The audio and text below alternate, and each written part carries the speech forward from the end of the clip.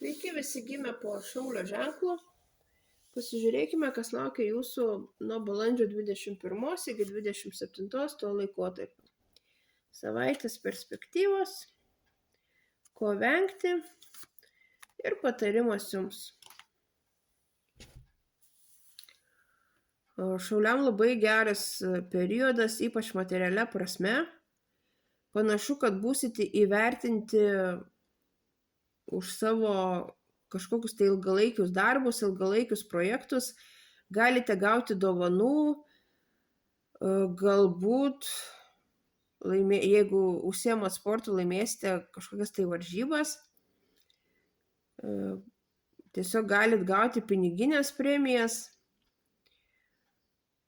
arba labai finansiškai galit gauti finansiškai labai perspektyvų projektą. Ko vengti? Šią savaitę venkite atsiriboti nuo aplinkos. Jeigu iškils kažkokie reikalai ar problemos, kuriuos reikia spręsti, tai spręskite, nes tiesiog jų palikimas likimo valiai nieko nepakeis ir bus dar blogiau. Tiesiog tos problemos niekur nedings, o jos dar labiau augs. Ir patarimas jums,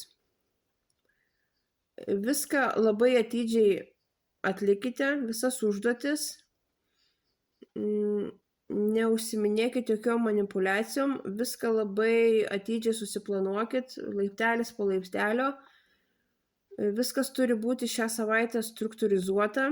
Jeigu dirbat su dokumentais, atkreipkit ypatingai dėmesį, kad jie būtų visi tvarkingai užpildyti.